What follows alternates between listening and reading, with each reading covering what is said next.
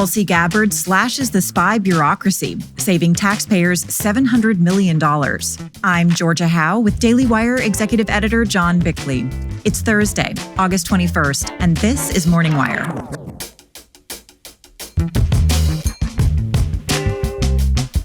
"88 ayes, 52 nays. House Bill 4 passes to engrossment."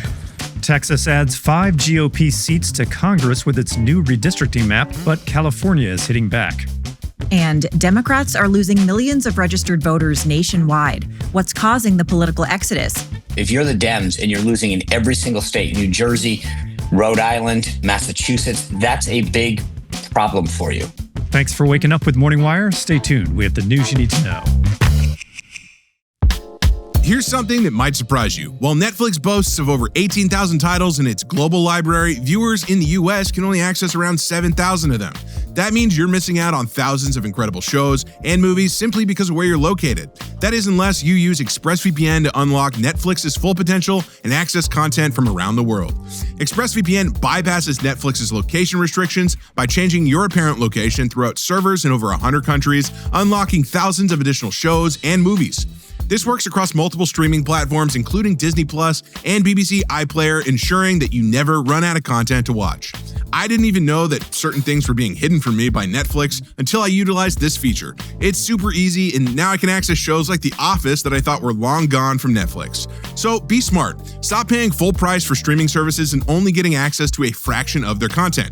Get your money's worth at expressvpn.com/wire. Don't forget to use our special link at expressvpn.com/wire to get an extra 4 months of ExpressVPN for free. Director of National Intelligence Tulsi Gabbard announced yesterday a massive overhaul of the intelligence community. Here with more is Daily Wire reporter Amanda Prestigiacomo. So, Amanda, Director Gabbard has been very busy this week. We have to start with this announcement yesterday about overhauling her agency. What did she say? Yeah, Gabbard said that she's refocusing the Office of the Director of National Intelligence to aggressively execute its national security mission, and that's going to include shrinking the ODNI by nearly 50%, a move that Gabbard says will save taxpayers hundreds of millions of dollars. We were able to get an inside look at these coming changes from Daily Wire White House correspondent Mary Margaret Olahan. She was in the room for that announcement. Olahan said Gabbard described the changes as ODNI 2.0. She said this shift is the start of a new era, and that's going to focus on serving our country, fulfilling our core national security mission with excellence, and ensuring the safety, security, and freedom of the American people. And these changes are all happening very quickly. ODNI will be reduced by almost 50% by the end of this fiscal year, and that will include a 30 to 40% reduction in personnel. Agency employees were told yesterday about these changes, and they found out if their position will be eliminated, which will take effect by September 30th. Ultimately, DNI officials say these changes will save $700 million every year. Senior ODNI officials also confirmed to Olahan that all of President Donald Trump's priorities are reflected in ODNI 2.0 and that it was created in accordance with the president's executive orders, and it was greenlit personally by Trump.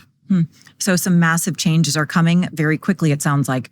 Now, shifting gears a bit, Gabbard also announced this week that she's stripped dozens of intel officers of their security clearances.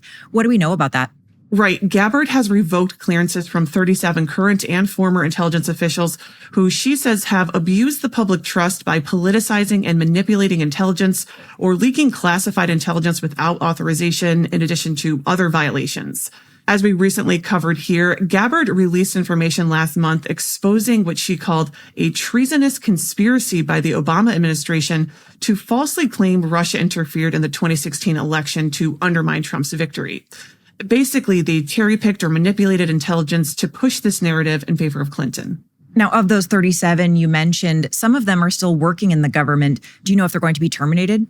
Yes, they will be terminated. The memo said that all 37 individuals have lost access to classified systems and other materials effective immediately, and any contracts or employment that those people currently have with the U.S. government, those have been terminated. Okay, now last Gabbard update, she was able to get the UK to back down over some stipulations with Apple.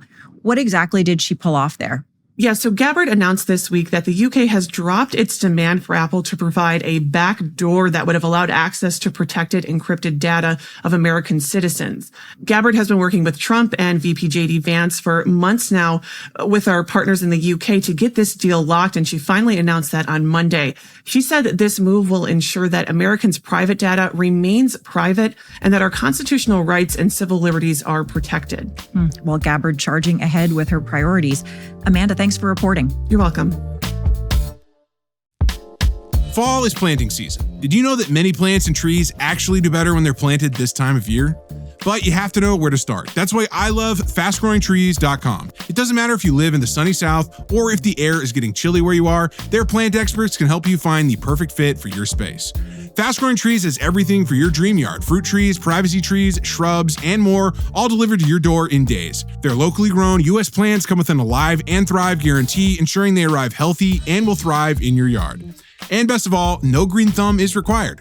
Fast Growing Trees plant experts are available to help with everything from soil type and landscape design to plant care advice, so your selections can thrive. This fall, they have the best deals for your yard, up to half off on select plants and other deals.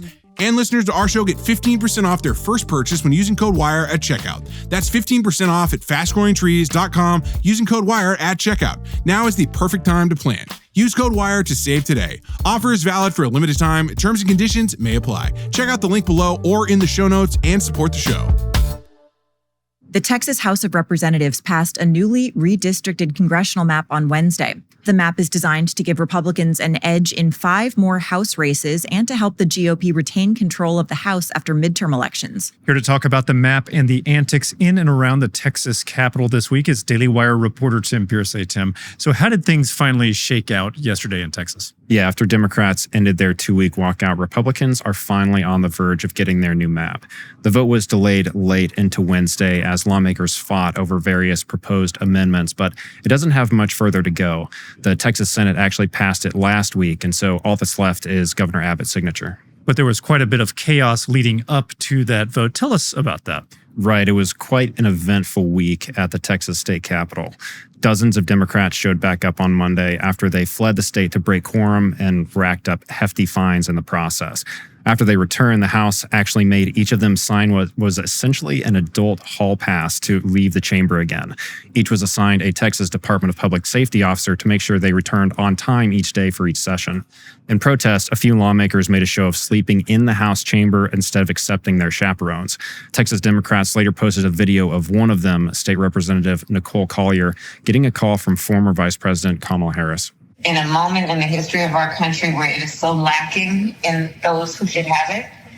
And you really are inspiring so many people. And I just want you to know that you are among those who history will reveal to have been heroes of this moment. So you just stay strong and do what you are doing. Every day this week, protesters have crowded into the Capitol and the House gallery. They've cheered for Democrats, taunted Republicans, but it's been all optics. Except there was a scary moment this week on Tuesday when parts of the Capitol were evacuated over an active shooter threat. According to the Department of Public Safety, an unidentified person on social media urged people to, quote, take action by shooting and killing those who will not allow lawmakers to leave. That means presumably Republican lawmakers. Yeah, I think it's clear who the target was in that threat. Meanwhile, a pretty frightening moment at the Capitol. Right. And meanwhile, Democrats have continued to ratchet up their rhetoric over this.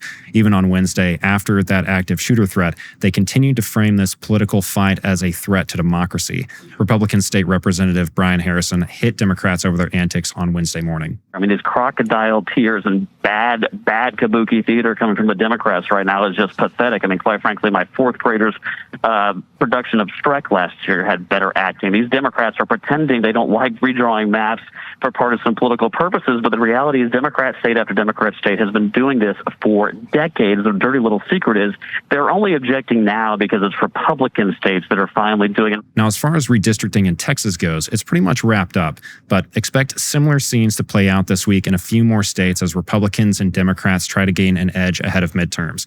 Republicans in California have already filed a lawsuit to stop Governor Newsom's ballot proposal to gerrymander that state's map, and the White House is reportedly looking into a slate of GOP-controlled states to pick up a few more seats in as well. Well, it looks like a busy season for congressional map makers ahead. Tim, thanks for reporting.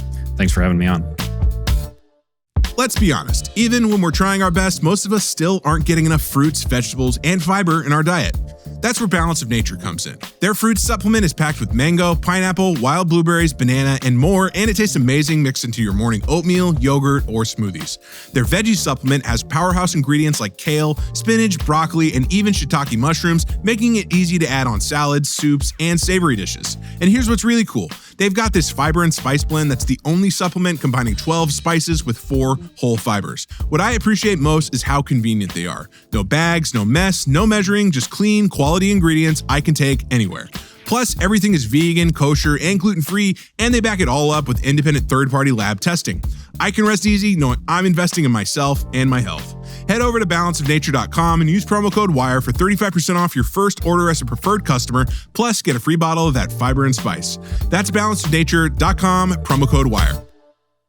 With midterms starting to loom large for both parties, new voter data shows alarming signs for Democrats. Daily Wire senior editor Cabot Phillips has the latest on Democratic efforts to regroup and rebound with elections fast approaching. So, Cabot, Democrats have been in disarray since November of last year. What are some of the trends that are concerning them most? Well, they're worried right now, and for good reason.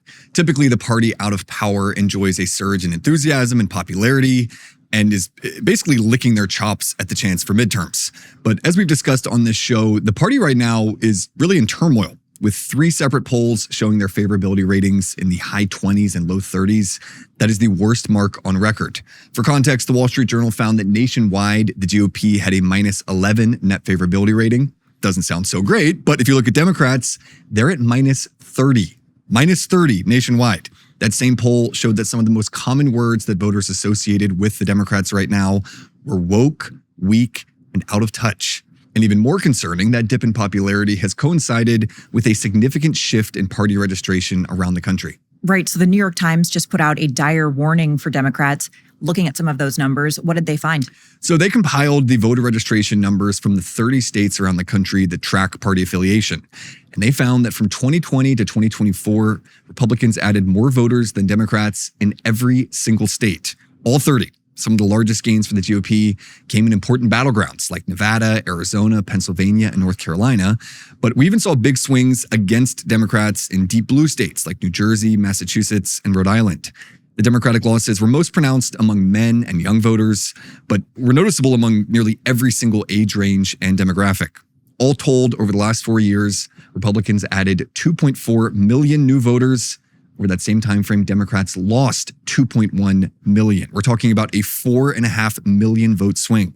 In 2020, Democrats held an 11-point advantage in registered voters across those 30 states. Today, that number is just 6%. So their lead's been nearly cut in half in the last 4 years alone, and that trend is only continuing. It's actually picked up in the last year. So did the Times offer any diagnosis for what's causing the shift? Yeah, there's a few reasons. First, Republicans have dramatically increased the amount of money that they're pushing towards voter registration efforts. And President Trump's gains with traditionally liberal voting blocs have also played a major role. Democratic strategists say that typically they could set up registration drives in heavily minority or heavily working class neighborhoods and be confident that the people who signed up would sign on for Democrats. But right now, more and more of those folks are aligning with the GOP. Democrats are hoping that national backlash against Donald Trump will help fuel a comeback next year. But the big problem for them is they can't seem to agree on just how to take him on. So what are the different factions saying? Well, the party's far left base wants to go all in on stopping Trump at every single turn, but that strategy is less appealing to more moderate Dems who still support at least some of his policies. The best example right now of that strategy divide is in California with Governor Gavin Newsom. After the November election, he spent a few months embracing the more moderate approach, hosting conservatives on his podcast and denouncing far-left woke social policies that he had previously endorsed. But in recent months, he has gone the exact opposite route, picking a fight with Trump wherever he can. First, he attempted to block the president's mobilizing of the National Guard during those anti-Trump riots in Los Angeles and all across the state. And now he's launched a social media account explicitly aimed at trolling the White House. And also, it's important to note, mimicking President Trump's no-holds-barred attack style. In recent days, he's posted Trump-like memes of himself being prayed over by Tucker Carlson, Kid Rock, and Hulk Hogan. He's added photoshopped images of himself on Mount Rushmore, others of him wearing a crown sitting on a throne, and of course, in Trumpian fashion, all caps insults directed at Republicans. As Newsom put it, quote, "I've changed, the facts have changed, Democrats need to change." So he wants the party to go all in against Trump. So no doubt he's gearing up for 2028. Now, speaking of that race, Elon Musk is also switching up his strategy. Tell us about that. Yeah, this is really interesting. So after his very public falling out with President Trump, Musk said that he would launch a third party and financially backed candidates who were disillusioned with the two-party system. But according to a Wall Street Journal report on Wednesday, Musk is now pumping the brakes on that plan, telling confidants that he's worried about alienating Republican leaders and saying that he wants to stay out of politics to focus on his many companies. And importantly, he's reportedly looking to shore up relations with J.D. Vance in particular, whom he and many others view as the heir apparent to Trump. If that report is accurate, it'll be a major relief to Republicans and yet another gut punch to Democrats who were hoping that he was going to siphon off Republicans in the future. So a lot of tailwinds for Republicans, but, midterms are always going to be hard for the party in charge. Cabot, thanks for reporting. Absolutely. Thanks for waking up with us. And if you're watching on YouTube, don't forget to like and subscribe. We'll be back this evening with more news you need to know.